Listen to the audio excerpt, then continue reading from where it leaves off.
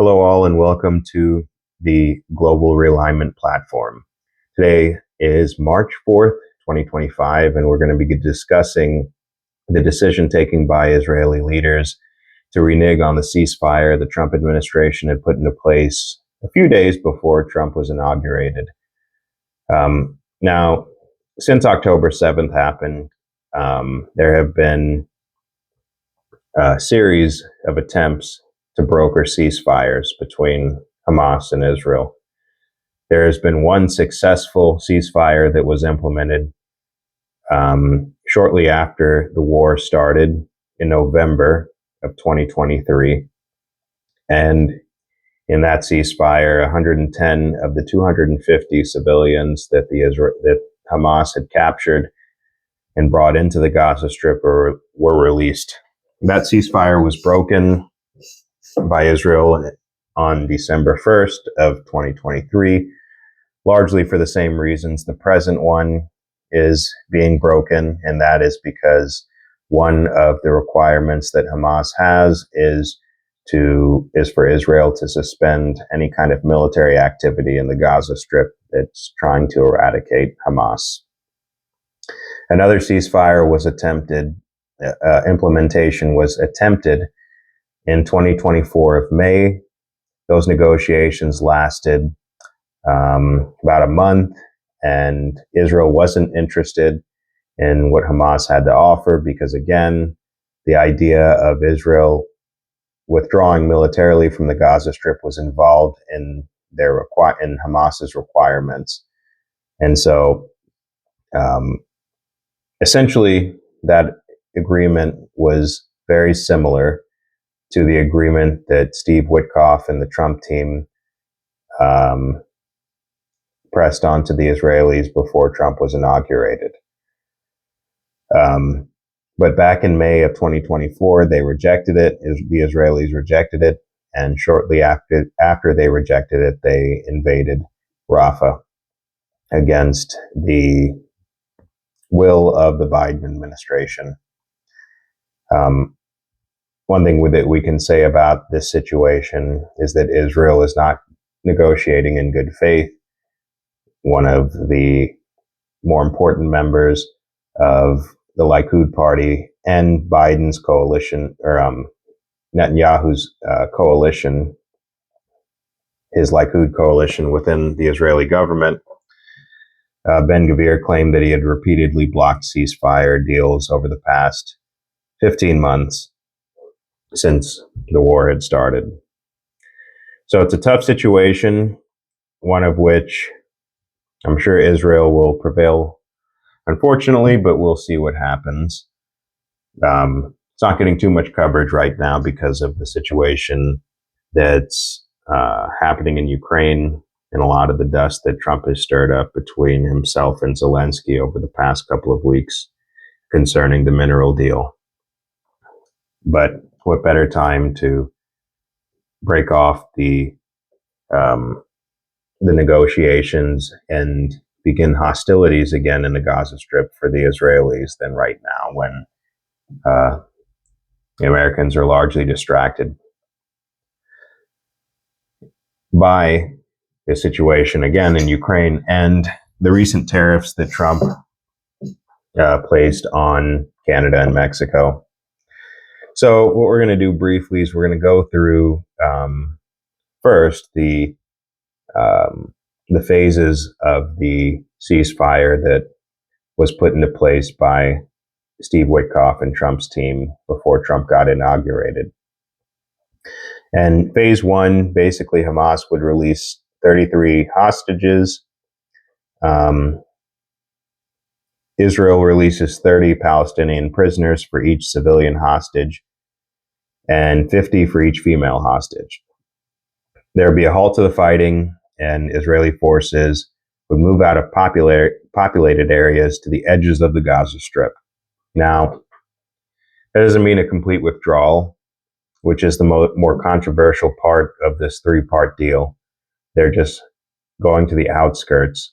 And I think that there's probably, I don't know what the exact distance is, but since the war started after October 7th, the Israelis basically created the Netzarim corridor that bisects the Gaza Strip, and they also have extended the security parameter within the Gaza Strip about a mile that borders the entire Gaza Strip. So being in the outer corridors, they're likely still in Gaza proper, but in the new security zone they created around the entire border of the Strip.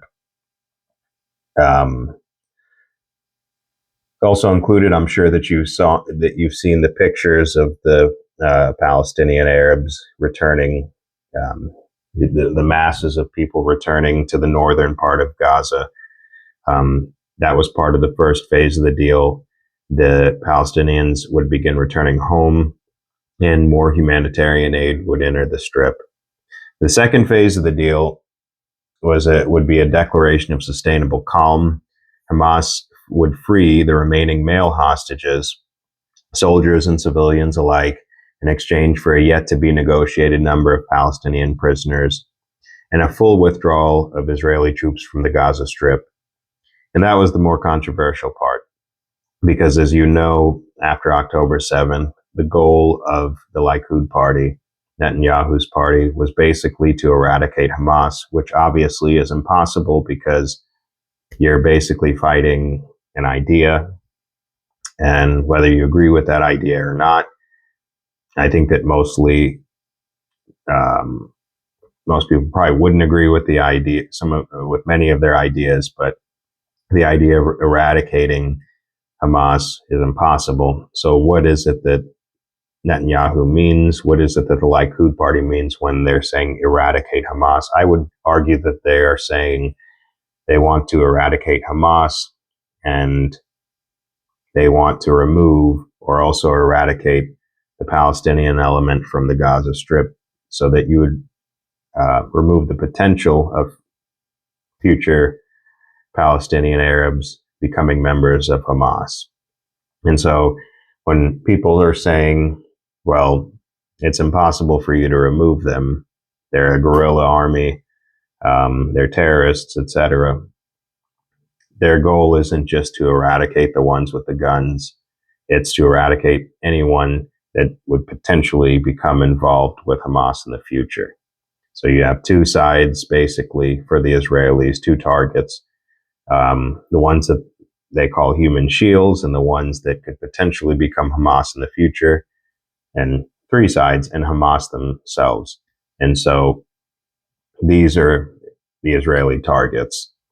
And so the idea of withdrawing troops completely from the Gaza Strip, with this in mind, is not likely anytime soon. And they've said as much because one of the goals was, one of the intentions of Netanyahu and his Likud party was basically that they don't want to govern the Gaza Strip, but they would retain security control over the Gaza Strip, which is effectively governing the Gaza Strip. Phase 3 of the deal, the bodies of deceased Israeli hostages exchanged for bodies of deceased Palestinian fighters, implementation of a reconstruction plan in Gaza, which we'll be getting to later. Border crossings for movement in and out of Gaza reopened, and that would be phase 3. Now, essentially what the problem is, and we'll read a little bit about that later, is that the Israelis wanted to extend phase 1. Now, if you extend phase 1, it makes it less likely that you get into phase 2. In phase 1, you continue negotiations, and in phase 2, once that kicks in, you start to fully withdraw the Israeli troops that are remaining within the Gaza Strip or their buffer zone that they've created, essentially. And so the idea of extending phase 1 of the negotiations would make sense and would be beneficial on the Israeli side. Now, the deal also commits Hamas to free all living female hostages. Hamas will release living hostages first, but if the living don't add up to 33, this is during the first phase, bodies will be handed over. Not all hostages are held by Hamas, so getting other militant groups to hand them over could be an issue. And we haven't seen much of that kind of problem lately. of the other militant groups that are operating in the Gaza Strip, not handing over the bodies of hostages. Israeli troop withdrawals and returning Palestinians to the northern part of Gaza, also problematic, but one I think that fits into the larger Israeli agenda. And what this phase of the deal does, which is in the first phase, it would allow displaced Palestinians to return to their homes, including Gaza City and northern Gaza, which is what you saw in the pictures over the past couple of weeks of returning Palestinians to the northern part of Gaza. But there are several complications. During the negotiations, Israel has insisted it must control the movement of Palestinians to the northern strip to ensure Hamas does not take weapons back into these areas. And that's going to be difficult because of the underground network of tunnels. And so I would argue that even after, formal hostilities have completely ended, which I doubt would happen anytime soon, they're going to still be requesting they retain some form of security control over that northern area where the Palestinians have returned, including Gaza City. And throughout the war, the Israeli military has severed the northern part of Gaza by the Netzarim corridor. And so, again, that's a military zone. And so you can imagine that they will be planning on staying there indefinitely. Now, here's some notes on the second phase. Israel has said it will not agree to a complete withdrawal until Hamas's military and political capabilities are eliminated, stressing that it must not be allowed to rearm itself, thus ensuring Hamas no longer runs Gaza. And number one, it's going to be difficult to find an entity that the Israelis are going to approve of to govern Gaza outside of themselves, or, as we mentioned in a previous video, Trump and the Americans governing it. The idea that Hamas is going to be eliminated militarily and politically is an impossibility because of just the nature of an organization like Hamas, especially when Hamas is not just a military organization, but a political organization that employs Palestinian civilians. And so that could be basically anybody in the Gaza Strip. And that is essentially what Likud, Netanyahu, and the IDF are looking to eliminate. Not only the obvious presence of Hamas, but again, whether it's political or military, but also potentialities for Palestinians joining Hamas. Essentially, what I'm saying is that the entire population of Gaza is a target, because there's a chance they could be Hamas or Human Shield or any of the other excuses that they're providing when it comes to their decision to resume hostilities. Therefore, both sides seemingly have to agree on an alternative governing body for Gaza, which again, that would either be Israel, which they've said they don't want to do, but they will be governing it because they'll have military control over the Strip, or the U.S. I'm pretty sure that the Israelis and the U.S. are not going to be they will not be approving some kind of agglomeration of Arab states to govern the Gaza Strip. And they certainly won't be approving of the Palestinian Authority governing the Gaza Strip.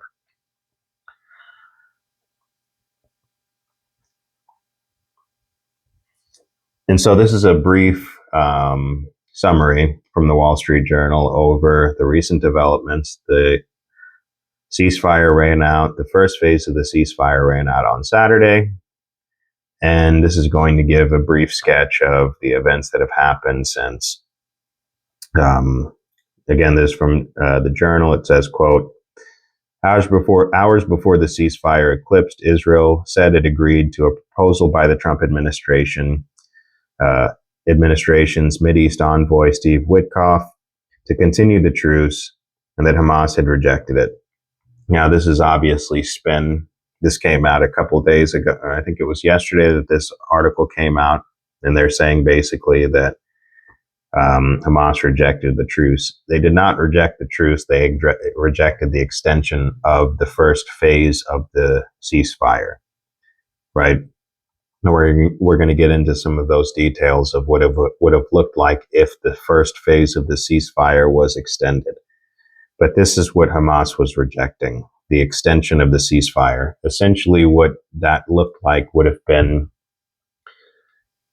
hostages, Israeli hostages would have continued to be released, but the idea of Israel completely withdrawing from the Gaza Strip militarily, that was not going to happen, which was involved in the second phase of the deal. And most people would say, well, if they did that, then they wouldn't be in a great position to defend themselves. And I've had a problem with that language for quite some time because it's not defense anymore. It ceased being defense long ago. It's just basically retribution at this point for October 7th. And so under the original agreement, the article goes on, the second phase would include the release of all living hostages held by Hamas, while Israel was meant to fully withdraw from the Gaza Strip to commit to a permanent ceasefire. And that's the part that's kind of off the table, always been off the table for Israel. It's one of the reasons why Witkoff had to come over to Israel and force them into the ceasefire, because throughout the last year of Biden's administration in 2024, the Israelis refused to go into any kind of ceasefire agreement that was brokered because of the idea that they would have to withdraw. That was one of the requirements that Hamas had. Prime Minister Netanyahu has decided that as of this morning, the entry of all goods and supplies to the Gaza Strip will be halted. The Israeli leader accused Hamas of stealing aid and using it to fuel its fight. And that's usually, the refrain. And it's very likely that that happens. But, I guess it's a war and both sides are probably doing some kind of damage to whatever aid is coming into that enclave. Because Hamas doesn't necessarily care about the inhabitants in the Gaza Strip, and neither does Israel. The Trump administration said on Sunday that it would back Israel's next steps. And Trump has said several times that he backs whatever Israel is going to do in the Gaza Strip. He backs the continuation of the war, essentially. And you wouldn't be surprised at that, largely because if you look at his donors and, the people that got him across the finish line in 2024, you'll understand that, it makes sense that he would back whatever it is that Israel is wanting to do next in the Gaza Strip. It says, quote, Israel wants Hamas out of government and completely disarmed. And again, I want you to recognize when they say out of government, that means the civilian component that was administering the Gaza Strip. That we're not talking about the terrorists blowing people up. We're just talking about when they say government, they're just talking about the civilian, the bureaucratic apparatus that called themselves Hamas. Hamas officials say the group is willing to surrender governmental powers, but wants to remain an armed group. Both sides say they're prepared for a return to fighting. So they're ready to fight again. The Israelis are willing to fight again. And,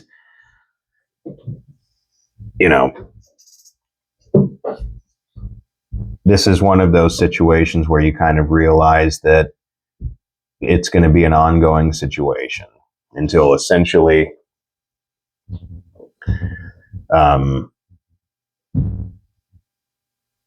the strip is emptied. It's going to probably be a similar situation in the West Bank as well. Now, back home, Senator Marco Rubio on Saturday said he used emergency authorities to expedite the delivery of around $4 billion in military assistance to Israel. And again, a full-throated commitment, regardless of what they do, is what you're going to be seeing over the course of the next couple of years under the Trump administration. And just some notes on that. The Pentagon announced on 28 February, a new arms sale deal for Israel worth nearly $4 billion that includes thousands of the 2,000-pound bombs and millions of dollars worth of bulldozers. And the question, of course, is, why do they need the bulldozers? Those are likely slated for the West Bank. And the 2,000 bombs, of course, was a contentious issue in the Biden administration because they cut off those, they cut the delivery of those bombs to Israel briefly because basically they were just using them to raise the strip completely, regardless of whether Hamas was there. So this is the second weapons package to Israel the Trump White House has greenlit this month after it approved $7.4 billion deal 2 weeks ago for munitions, guidance kits, and Hellfire missiles. Both packages bypassed congressional approval, a move regularly used by former President Joe Biden. So Joe Biden, he fell on the line as well when he tried to stand up to them by withholding those 2,000-pound bombs. The Israel lobby, the evangelical Zionist Christians, the Israelis themselves, the Likud party, they slammed Biden and they called him an anti-Semite. Even though he was giving them he was opening the floodgates of aid, military aid, economic aid, whatever it might be. He was giving them everything. He just withheld those 2,000-pound bombs, and everyone said, well, all those members of those groups I just mentioned said, well, he really doesn't want Israel to defend themselves. He just wants them wiped out because he won't give them those bunker-busting 2,000-pound bombs. Article goes on, Israel could renew hostilities first through an air campaign, then through targeted raids, and if Hamas doesn't relent, Israel is planning a second mass ground invasion of the enclave, said Amir Avivi, a former senior military official who heads a security-oriented think tank in Israel. I think that was the intention all along, to say it simply, to restart the campaign. I honestly believe that the Israelis capitulating to Steve Witkoff's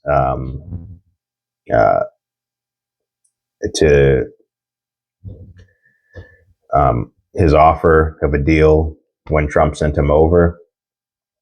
I think it was kind of a long-term strategy. And again, maybe I'm just saying things that are obvious. I'll just say it anyways. Long-term strategy, give Trump a political win, then he gives you a free hand in the future. It's basically what that was. With Israel no longer facing a second front with Lebanon as it did through much of the war, Israel will have enough available troops to take full control of Gaza, Aviv added. And again, I don't think they want control over the strip. I just think they want security control over it. And they are likely betting that, most of these people are going to be leaving if they aren't already dead. Most of these Palestinian Arabs are going to be immigrating one way or the other, or they're going to be killed. So that's very likely why they were so open to Trump's idea of the annexation of the Gaza Strip when he announced it a couple weeks ago. We talked about that in a recent video, by the way. One of my first ones. With Israel no longer facing a second front with Lebanon, they don't have to worry about Lebanon. The total of the hostages taken on October 7th, Israel says there are 58 remaining in Gaza, and most of them Israeli. That total includes many Israel had concluded are dead. Now, on the other end of this, as mentioned about 2 weeks ago, when the president of Jordan came to visit Trump, the Arab League is working on a resolution for Gaza as well. This resolution is going to involve, is going to answer the questions of rebuilding and the financing of the rebuilding of the Gaza Strip, who's going to govern the Gaza Strip, the question of, where the Palestinian Authority is going to be in all of these, in the future governance of the Gaza Strip. A lot of these questions are going to be answered at a meeting that was held today amongst the members of the Arab League. They're going to be discussing many of these questions. Particularly, we're about to get into this draft deal, this draft that Egypt has procured that will provide some guidance on how they think the Gaza Strip should be administered after the war has ended. And just some key points from that draft. The Gaza plan draft the Egyptians have written up, it has no role for Hamas in the Gaza Strip. The Arab states seek to, and ultimately this is a draft that's meant to counter Trump's offer of, or his pledge to annex the Gaza Strip. And basically, the Gaza Strip would be administered by what the Egyptians have called a governance assistance mission, which would replace the Hamas-run government. And an international stabilization force would provide security for the Gaza Strip. So this governance assistance mission, an international stabilization force, would probably be made up of nationals from many of the Middle Eastern countries. And this is from Reuters. It came out yesterday. A plan, says, quote, a plan for Gaza drawn up by Egypt is a counter to President Trump's ambition for a Middle Eastern Riviera, would sideline Hamas and replace it with interim bodies controlled by Arab, Muslim, and Western states, according to the draft seen by Reuters. The Egyptian vision for Gaza, which is due to be presented at the Arab League Summit on Tuesday, which is today, and we'll probably be revisiting that once the summit is complete and we get some readouts. Says it does not specify whether the proposal would be implemented before or after any permanent peace deal to end the war triggered by the October 7th, 2023 attacks. Cairo's plan does not tackle critical issues such as who will foot the bill for Gaza's reconstruction or outline any specific details around how Gaza would be governed, nor how an armed group as powerful as Hamas would be pushed aside. Under the Egyptian plan, a governance assistance mission would replace the Hamas-run government in Gaza for an unspecified interim period and would be responsible for humanitarian aid and for kickstarting reconstruction of the enclave, which has been devastated by the war. And again, the idea is that there's the idea for the entities, but who's going to pay for it? And how Hamas is going to be removed from the equation is the bigger problems that aren't answered in this draft. And I think that that's what we're going to be looking for at the Arab Summit, is for some of these questions, if the Arab countries are serious, to be answered. There will be no, article goes on, there will be no major international funding for the rehabilitation and reconstruction of Gaza if Hamas remains the dominant and armed political element on the ground controlling local governance. And this is from a preamble outlining the draft Egyptian plan's objectives. And so they're basically aligned with Israel in this question. They don't believe that there's a place for Hamas politically or militarily in the Gaza Strip. And it makes sense from the military standpoint, obviously, because of what they carried out on October 7th. But, you know, how does it look for, again, bureaucratic administrative officials, people who, I guess, may have voted for Hamas? Are they going to do purges like they did, like Ba'ath purges in Iraq or something like that? If you believed in the Ba'athist party or you supported the Ba'athist party in Iraq, then you can't have any part in the government. I mean, you're talking about, again, like 1.8 million Palestinians there. I mean, how many of them are you going to sift out and, kick out of the country who, worked as an admin in the government there, you know. So, you know, this is, I think, one of the reasons why Trump basically jumped ahead and said, you know, okay, they all need to go, because Israel is not going to trust any of the people in that enclave to do anything. Whoever they don't kill, they're going to be exiled. So the plan does not specify who would run the governance mission. It said it would draw on the expertise of Palestinians in Gaza, which is impossible because the Israelis will say those Palestinians in Gaza that have expertise likely work for Hamas and elsewhere to help Gaza recover as quickly as possible. And so that's kind of an idea of where the Arabs are in terms of how things ought to operate in the Gaza Strip after the war ends, if it ever ends, if the occupation ever ends. That's the idea that they have. And honestly, I'm not too confident that they will be implementing or getting even close to implementing any of those things because of their history of not really being able to stick together in the face of much of this stuff. Because I think that many of them have the same position on the Palestinians in Gaza as the Israelis do. And so there you go. And if they do have that position, I'd say the same thing to them as I'd say to the Israelis. It doesn't mean that you should force them off the land.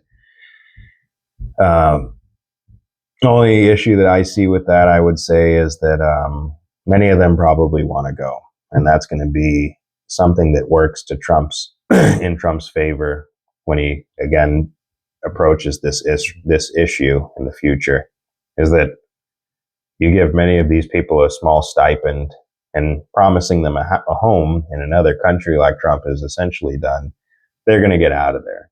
You know, it's not going to be about politics. It's not going to be about, we've been here forever, that type of thing. They're going to go. But in principle, from a moral standpoint, it's still not right.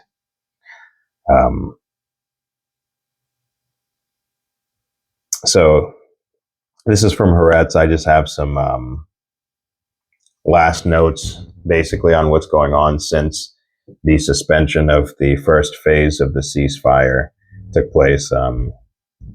Israel is now considering cutting off of a critical water line in power to two people familiar with the deliberations within the Israeli government said this would leave 2.2 million Palestinians dependent on dwindling supplies of fuel to pump water from the small number of tube wells that survived the war. So water, power, all these things are about to be suspended before Israel very likely resumes hostilities in the Strip within the coming days. Israel, whose foreign minister Gideon Sa'ar on Tuesday accused Hamas of turning aid into an economic engine to fund military activities, which is basically always the accusation. There's nothing new there. Hamas is doing it. They're taking all the aid and they're making, I guess, weapons and explosives out of the aid. But the new proposal backed by Israel, and this goes back to what we were talking about before, demands instead that half the hostages be released up front, followed by negotiations, which is just, again, a stalling tactic to release the rest in exchange for a possible long-term truce. And you say possible long-term truce. Think about that for a second. There's no intention of there being a truce. They're going to go back in. And this is a little bit about this is the last thing, and I'm going to wrap it up. If you guys have made it this far, congratulations. If not, then it is what it is. But Arab leaders will convene on Tuesday, like we just talked about, in Cairo for an emergency summit aimed at forming a united stance against Trump's proposal. The leaders that are going to be expected are going to be from Egypt, Jordan, Saudi Arabia, Qatar, the UAE, and other Arab states. They're expected to call for a continuation of ceasefire negotiations and hostage releases. They're not really going to probably be doing much of anything at this summit. They're just going to be going over these proposals, which will obviously be rejected by Trump and the administration and Israel. It will also endorse a comprehensive Egyptian-led plan for Gaza's reconstruction, which won't be put into place because I don't think that many of the Arab countries have any interest in investing the amount of money and time that it's going to take to rebuild the Gaza Strip. Or else they would have probably done it before all this October 7th business started. And improved living conditions for Palestinians without forced displacement while reaffirming the right to remain on their land. And the only reason many of the leaders of these countries even care about the Palestinians is because they're worried about the streets. You know, you probably heard or read about the Arab streets. The Arab streets could get loud and it could get dangerous for the leaders if they too blatantly endorse this idea that many of these heads of state probably don't disagree with, of removing the Palestinians from the Strip or the West Bank. So honestly, all of it, what does it really mean? It means there's just going to be a continuation of hostilities perpetuated by the Israelis against the Palestinian Arabs in the Gaza Strip. If you still think right now that this is Israel defending itself, then that's unfortunate, because this is just an offensive war at this point.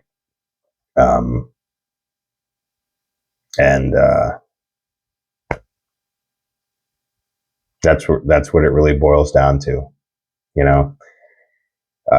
Hopefully there's an agreement reached. Hopefully there's a persuasive case on the Arab side that they can present to the U.S.